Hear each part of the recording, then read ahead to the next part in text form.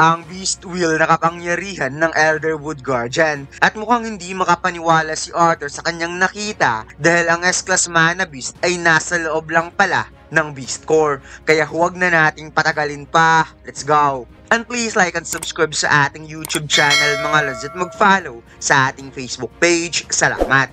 Nagsimula ang chapter na ito kung saan madilim nang nakarating si Arthur sa mansyon ng Healthy Family habang si Selvi naman ay tulog pa rin sa bag ni Arthur at dahan-dahang humakbang ang ating bida sa hagdanan ngunit may bigla na lamang napaihem kung saan nakita ng ating bida si Ellie na nakasimangot ang muka.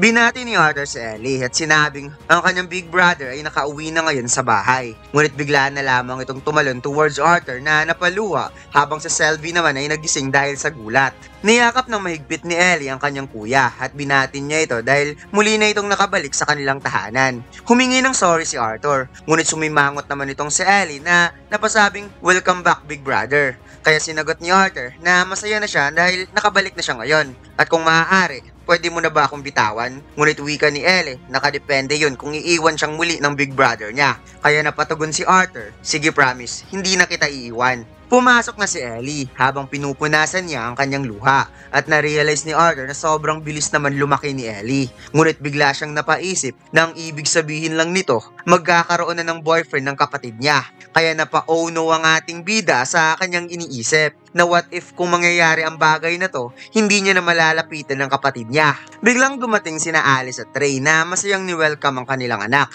Kaya kaagad binuhat ni Ray si Arthur na parang isa pa ring bata at sinabi na mukhang buhok lang ata ng anak niya ang humaba. Kaya sinabi din ni Arthur, pati rin naman ang balbas mo, mas magulo kaysa dati. Gusto mo bang itago ang kulubot mo sa mukha? Nagkatuwa ng buong pamilya at si Selvi naman ay tuluyan na talagang nahulog sa bag ni Arthur. Kaya nang nakita ni Alice ang maamong mukha ng anak niya, hindi niya mapigilan ng sarili na muli na namang maging emotional. Kaya kaagad niyang niyakap si Arthur at sinabi na lalagpasan niya muna ang pagiging maalalahaning ina sa pagkakataong ito. Ngunit kahit na, may lumabas pa rin na luha sa mga mata ni Alice at sinabi na masaya siyang nakauwi si Arthur ng buo.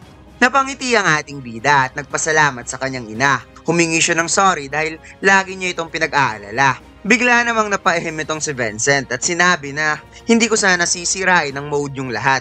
Pero gusto rin naming i-welcome si Arthur. Kaya binatukan na naman siya ni Tabitha dahil sinabihan niya na ito kanina na tumahimik para magkaroon naman ng moment ang kanilang pamilya. At makikita natin dito mga lads na kasama na nila itong si Elijah. Kinuha ni Ellie si Selvi at si Ray at Alice naman ay nagpatuloy sa kanilang moment sa pag-welcome ni Arthur. Maya-maya, nagtipon-tipon na ang lahat sa living area para magkakwentuhan. Ngunit napansin ng ating bida na parang may isang mukha na hindi niya nakikita. Kaya na-realize ni Elijah kung sino ang tinutukoy ni Arthur at ibinigay niya ang isang papel na iniwan ni Jasmine para kay Arthur bago siya umalis kasama ang Twin Horn para sa bago nilang misyon.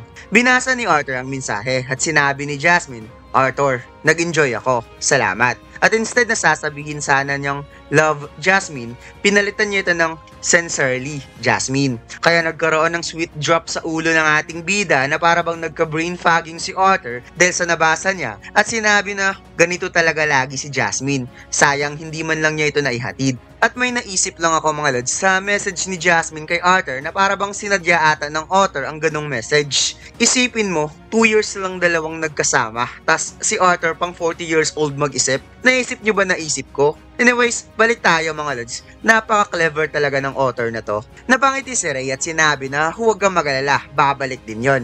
Minsan kasi ang Twin Horn parang kulugo na hindi matanggal-tanggal. Sagot naman ni Arthur, ngayon alam niya na kung nasaan si Jasmine, nasaan naman si nagkatinginan nitong si Tabitha at Vincent. At sinabi ni Tabitha na kung hinahanap mo ngayon si Lilia, wala din dito ang anak nila. Ngunit bigla nga sumabat itong si Vincent na na-excite na sabihing si Lilia ay nasa Cyrus Academy. Kaya hinila tuloy ni Tabitha ang buhok niya dahil gusto niya siya ang magsabi kay Arthur kung nasaan ang anak nila. Sobrang nasisihan si Arthur na nag-aaral na pala ngayon si Lilia sa Cyrus Academy. Kaya sinabi ni Tabitha na ang lahat ng ito ay dahil sa iyo Arthur. Habang buhay kaming magkakautang na loob sa iyo Arthur. Dagdag pa ni Vincent na tama ang asawa niya. Dahil hindi nila kailanman inakala na matapos ang napakaraming henerasyon ni isa walang mage sa kanilang pamilya. At ngayon bigla na lamang lalabas ang isang mage na nagmula sa Healthy Family. Napangiti si Arthur dahil hindi siya sigurado patungkol sa utang na yan. Subalit mayroon sana siyang naisip na hihingi ng pabor. Subalit biglang nagsalita itong si Ray na napawi kong na ngayon alam na nila kung nasaan ang iba. Sabihin mo naman sa amin kung ano ang nangyari sa dungeon dive. Kaya nainis nga itong si Alice dahil bumalik na naman ang pagkaisip bata ni Ray. Napahawak sa baba si Arthur at napasabing saan kaya tayo magsisimula. Kaya namangha ang lahat at kahit si Ellie ay nagulat sa kanilang kwento at hindi rin mapigilan ng mag-asawang Helsty ang makaramdam ng takot sa napagdaanang hirap nila Arthur at Elijah sa naging huling dungeon dive. At kahit sina Alice at Ray ay makikita sa kanilang muka ang pagkatakot at hindi kapani-paniwalang kwento na narinig nila galing sa dalawa. Napawaw na lamang si Vincent matapos ang kwento dahil akala niya ang annual tax results na babayarin niya ang mas nakakatakot. Hindi pala. Habang si Tabitha naman ay hindi makapaniwala na aktwal na nakalaban ni Arthur ang Elderwood Guardian at nagawang matalo ang isang mana beast na laging ginagawang pananakot ng kanyang mga magulang noon kapag hindi siya natutulog ng maaga. Wika ni Arthur na since napag-usapan natin ang magic at monster, tinanong niya kung ano na ang current stage ngayon ng kanyang ama. Napahawak batok na lamang itong si Ray na napawikang sa totoo lang na stuck siya sa hangganan ng Dark Orange mula nung umalis si Arthur. Kahit anong gawin niyang meditation at paglinis ng kanyang mana, hindi niya talaga magawang makapag-breakthrough. Biglang ibinato ni Arthur sa kamay ni Ray ang Beast Core ng Elderwood Guardian at sinabing maganda yan para gamitin dahil ginamit na rin niya ito habang pinapagaling niya ang kanyang sarili. At sobrang dami pang mana na nasa loob ng Beast Core na yan, kaya gamitin mo yan para makatulong sa'yo na makapag-breakthrough. Tinitigan ni Ray ang Beast Core at sinabing, anak, hindi pwede to. Ito ang bagay na naglagay sa panganib ng iyong buhay. Ayaw niya itong kunin galing sa anak niya. Samantalang parang hinimatay naman itong si Vincent habang binabanggit ang mga numero kung magkano ang halaga ng Beast Core. At si Tabitha naman ay nashock sa hindi kapani-paniwalang presence na dala ni Arthur. At hindi niya nai-imagine kung magkano ang presyo ng isang S-Class Beast Core. Nasagot naman ni Alice, hindi pa rin mababayaran ng Beast Core na yan ang pag-aalala niya. Sinabi ni Arthur na kunin mo na yan, Papa. Kailangan mo yan. Kung gusto mo talagang makahabol sa akin, hindi mo naman siguro hahayaang mapag-iwanan ka ng anak mo, di ba? Biglang napasigaw si Ray na napawikang, anak, huwag mong sabihin, habang si Ellie naman ay gustong kunin ng Beast Core para makita ng malapitan. Wika ni Arthur, tama ka, nasa light orange na ako ngayon. Napahampas na lamang si Tabitha sa balikat ni Vincent sa sobrang bilis ng pag-angat ni Arthur at si Vincent naman ay napagrabi sa kanyang isipan at napasabing kalokohan na to. Kaya napalunok na lamang ng laway si Ray habang minamasdan ng Beast Core at napasabing huwag kang iiyak sa akin anak kapag malalampasan na kita. Sagot ng ating bida, hihintayin kita, Papa. At may iniwan pa na fan art drawing dito mga lads sa pinakahuling panel sa chapter 75 na habang naglalakbay ang Twin Horn kasama si Jasmine, lagi na lamang itong napatulala. Kaya napatanong itong si Adam, anong nangyari sa kanya? Sagot naman ni Helen na develop ata siya sa kanyang little brother complex syndrome.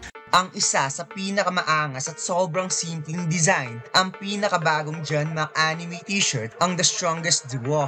At hindi mo pagsisisihan ng bago nating John Mac t-shirt na 220 GSM na may 100% cotton. At ang DTF na sobrang tingkad ng kulay, available na ang design na ito sa ating Shopee Store at TikTok Shop. And by the way mga lads, mayroon tayong promo na buy 3 plus free. Kaya huwag na nating patagalin pa, bili na. Pagkatapos, habang naliligo itong si Elijah, bigla na lamang pumasok itong si Arthur. Dinalhan daw niya ng pajama si Elijah na makikitang sobra itong nagulat dahil nakahubot-hubad daw siya. Tugon ni Arthur na mag-relax ka lang dyan, princess. Nakikita naman niya ang lahat kahit may usok pa. Sagot ni Elijah, paano naman yung pangako mo sa akin? Ngunit lumabas kaagad si Arthur at sinabing ayaw niyang sabihin. Kaya parang masisira ang pintuan sa kakatis ni Arthur kay Elijah. Muling pinagmasdan ni Arthur ang kanyang maskara at sinabi na sobrang daming nangyari sa huling 2 taon. Tama ba, Selvi? Nasagot naman nitong, oo, mas matangkad na ako kaysa kay Papa. Kaya napangiti na lamang si Arthur. Tapos nang maligo si Elijah at sinabi kay Arthur na turn mo na para ikaw naman ang maligo. At napatanong nga siya kung bakit ang tagal naman ni Arthur. Wika ng ating bida, marami silang napag-usapan ni Uncle Vincent at kinausap din niya ito patungkol sa pag-sponsor niya sa'yo para makapasok ka sa Cyrus Academy. Kaya parang na-excite nga itong si Elijah na napa-really at tinanong kung ano ang naging tugon ni Vincent patungkol dito. Sagot naman ni Arthur na wikang syempre sinabi niya, ngunit bigla nitong sinara ang pintuan at hindi tinuloy ang gustong marinig ni Elijah. Maya-maya, nakatulog na itong si Selvi at si Elijah naman ay masaya dahil hindi niya naisip na magiging estudyante na siya sa Cyrus Academy. Kaya tinanong niya si Arthur kung sa tingin ba nito, marami kaya silang matututunan doon. Dahil ang Cyrus Academy is considered na pinakamagandang paaralan na magic school sa buong kontinente. Sagot ni Arthur na siya at si Elijah ay mas lamang naman ng skill kumpara sa mga first year na nandoon. Kaya sa tingin niya, sobrang boring doon. Tugon ni Elijah na alam naman niya ang bagay na yon. Ngunit may mga estudyante din doon na nanggaling sa mga malalakas na pamilya. Kaya inisip niya na pwede silang magpalitan ng pointers para may mas matututunan siya kung paano niya kontrolin ang kanyang kapangyarihan. Itinaas ni Arthur ang kanyang kamay at sinabi na sa tingin niya, mas mabuti kung marami pa siyang matututunan patungkol sa lightning magic at ice magic. Ang lightning magic kasi masyado pa ring malakas kumonsumo ng mana, kaya nahihirapan pa rin siyang gamitin ito ng maayos. At ang ice magic naman, kahit may tulong pa ito gamit ang kanyang beast will, nahihirapan pa rin siyang kontrolin ng yelo. Biglang naisip ni Elijah kung ano ang naisip ni Arthur patungkol kay Lucas. Huminga ng malalim ang ating bida at sinabi na wala namang idea si Lucas kung sino talaga siya. At hanggang hindi siya confident na kaya niyang i-wipe out ang buong angkan ng Wikes, magpapatuloy pa rin siya sa kanyang plano. Kaya mas mabuting uunahin talaga niya ang kanyang training. Wika ni Elijah na nasurpresa talaga siya dahil nagawang mapigilan ni Arthur ang sarili sa mukong na yon. Nasagot naman ni Arthur, well, nasurpresa din siya kay Elijah dahil ang unang ginawa talaga nito bago sila matulog ay lumikha pa talaga ng harang sa pagitan nila gamit ang unan. Kaya tinanong ni Arthur kung kinakailangan ba talaga to. Nasagot naman ni Elijah, syempre naman kailangan. Napaka-weird kaya kung dalawang lalaki matutulog sa iisang kama. Kaya tugon naman ni Arthur, bakit? Gusto mo ba ng babae? Kaya nakatikim tuloy ng una ng mukha ni Arthur at sinabi ni Elijah, shut up, you jerk. At napatawa na lamang si Arthur. Maya-maya, bigla nga napatanong itong si Elijah na wikang, speaking of girls, makakakita kaya ako ng girlfriend sa Cyrus Academy? Sagot ni Arthur, sa mukha mo na napakaseryoso, hindi ko akalaing ang dami mo rin palang iniisip na bagay. Kaya sinabi ng ating bida, huwag kang mag-alala. Sigurado akong makakakita ka ng babae na itim ang buhok at nakasuot din ng eyeglasses. At ikakasal kayong dalawa at magkakaroon kayo ng anak na mayroong eyeglasses. Sagot ni Elijah, sa tingin mo ba, ipapanganak ang isang bata na may eyeglasses? Kaya sinabi na lamang niyang, sige na nga. Dahil sigurado naman siyang hindi mahihirapang makakuha ng babae si Arthur gamit ang nakakainis nitong itsura na parang isang prinsipe. Sagot ni Arthur, parang may naaamoy akong inggit ah. Tugon ni Elijah, well, konti lang naman ang naamoy mo. Kaya sinabi ni Arthur, huwag mag-alala itong si Elijah. Dahil ang kanyang kaibigan walang interes sa mga babae. Dahil para sa kanya, mukha lang itong mga bata. Kaya matulog ka na. Kaya napangiti na lamang si Elijah at tuluyan na nga natulog ang dalawa. At si Selvi naman ay humihilik na. Kinaumagahan, maagang gumising si Arthur at nagkasalungat nga sila ni Vincent. Kaya ikinuwento ni Vincent ang naging topic nila kahapon patungkol sa mga inventor dahil nakakuha daw siya ng contact ngayon lang umaga. Wika ni Vincent na ang pangalan ng inventor na ito ay si Gaydon. Hindi lang ito isang sikat na researcher, subalit isa rin ito sa pinaka-accomplished na inventor at artificer sa buong Sapin. At darating ang taong to sa Cyrus City 3 araw mula ngayon. Kaya silang dalawa ay sisingit muna bago sila magkita-kita kasama ang iba doon sa downtown ng Cyrus. Sagot ni Arthur, mukhang maganda yan. Ngunit napatanong ang ating bida kung bakit naman sila sisingit. May event ba na mangyayari sa downtown sa araw na yon? Wika ni Vincent, hindi mo pa pala narinig. Ang royal family ng Sapin, Eleanor at Darv, ay mayroong mahalagang anunsyo sa Estenen at ipapalabas ito sa downtown square. Kaya napangiti na lamang si Arthur at sinabing, ganun ba? At salamat nga pala sa pagset ng meeting na to. Napatanong si Vincent dahil na-curious lang siya kung may something ba na kailangan si Arthur galing sa isang inventor. Tugon ng ating bida, hindi naman something na kailangan niya. May something lang na gusto niyang i-discuss at naisip ng ating bida na ito na ang oras para gamitin niya ang kanyang knowledge galing sa nakaraan niyang buhay. Mas lalong na-curious itong si Vincent na napasabing, teka muna, anong ibig mong sabihin i-discuss? Ngunit biglang dumating itong si Ray na nagpupuna sa kanyang muka at bigla nga itong napatitig dahil akala ba niya may meeting itong si Vincent. Kaya nagulat nga siya at napasabing oo nga pala, pipick upin na lamang niya si Arthur mamaya. Tinanong ni Arthur kung kumusta naman ang training ngayon ng kanyang papa, na masaya naman itong sinabi na siya ngayon ay official nang nabasag ang solid orange stage. At kinuha nga ni Ray ang beast core sa kanyang bulsa dahil hindi daw niya alam kung bakit. Hindi nasira ang Beast Core matapos niyang i-absorb ang lahat ng mana. At kaagad naman siyang nagpaalam dahil may tatapusin pa siyang paghahanda bago siya umalis dito. Kaya muling nagpasalamat si Rey sa kanyang anak, babalik na lamang siya mamayang hapunan. Habang naglalakad sa hallway, nagtataka ang ating bida kung bakit kaya hindi nasira ang Beast Core na to. Lumabas muna si Arthur at umupo para makapag-meditate upang matingnan ang nasa loob ng core. Subalit nagulat na lamang siya sa kanyang nakita dahil nasa loob ng core ang napakalaking Elderwood Guardian, realizing na ang Beast Core na to ay may Beast Will sa loob. At dito lang nagtatapos ang chapter na ito mga lads. Huwag mo sana nakalimutan mag-like, comment at mag-subscribe sa ating YouTube channel at mag-follow sa ating Facebook page. Salamat!